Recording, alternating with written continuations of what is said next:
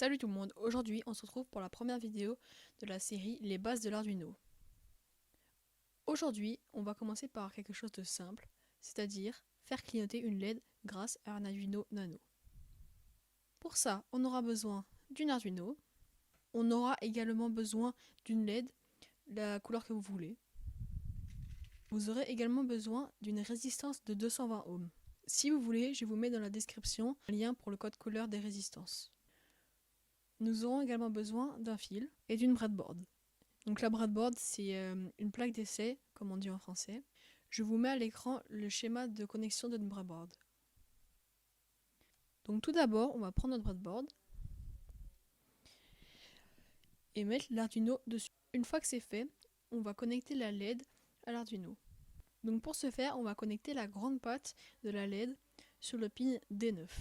Normalement, une fois que c'est fait, vous avez branché la grande patte de la LED sur le pin D9.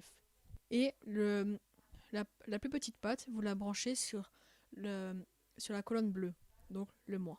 Après, on va brancher la résistance. Donc on branche une des pattes, peu importe laquelle, sur la colonne bleue, donc le moins, et l'autre où on veut sur la breadboard. Après, on prend le fil et on rejoint l'autre patte de la résistance jusqu'au ground, donc le GND, le moins.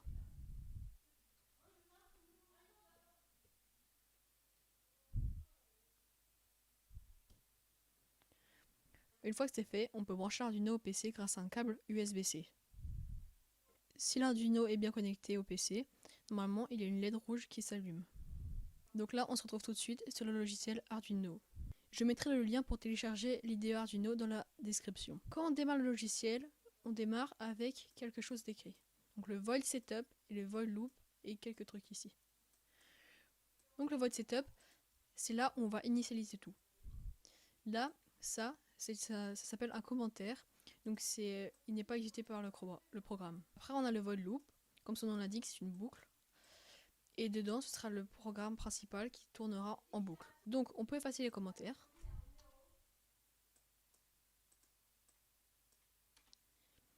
Une fois que c'est fait, on va définir notre LED. Pour faire ça, on va avant le void setup et on écrit hashtag define. On met un espace. On écrit le nom qu'on veut donner à notre LED, en l'occurrence. Donc, moi, je vais écrire LED. On aurait pu mettre Dell, 1, 2, 3, 4, bonjour, comme vous voulez. On fait encore espace et on met le pin auquel est branchée la LED.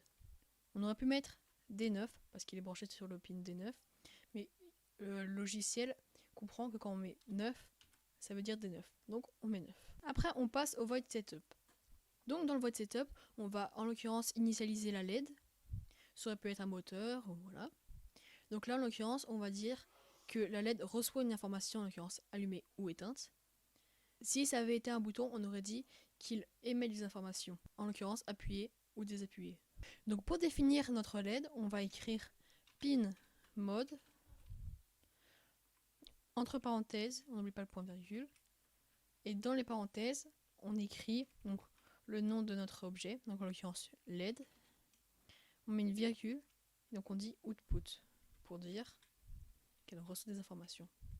Donc là c'est bon, on a initialisé, on peut aller dans le loop, donc dans le loop on va écrire digital write, donc pour dire qu'on écrit sur un pin digital, donc D9, digital D, voilà. Si ça avait été un pin analogique, donc en l'occurrence A0, A1, A2, A3 ou A4 ou A5, ça aurait été analog write. Donc on met entre parenthèses toujours et le point virgule. Donc là on met toujours le nom de notre objet, en l'occurrence LED, virgule, et là on dit si c'est allumé ou éteint, en l'occurrence allumé, donc on écrit I. Voilà, tout en majuscule. Après on va à la ligne, on écrit delay pour le délai, toujours entre parenthèses et un point virgule. Dans les parenthèses on met 1000 pour une seconde, car le logiciel Arduino est programmé en millisecondes. Donc là, pour l'instant ça fait elle allume la LED. Donc, pour l'instant, ça fait l'Arduino allume la LED, il attend une seconde, il rallume la LED, il attend une seconde. Donc, pour l'instant, ça fait rien. Donc, pour éteindre la LED, on va écrire pi ce bout de code pour dire qu'elle est éteinte. Donc, on peut faire copier-coller. Et là, au lieu de mettre high pour allumer, on met low pour éteindre. Donc là, si on récapitule, au tout début, on définit la LED sur le pin 9. Après, on définit que la LED reçoit des informations.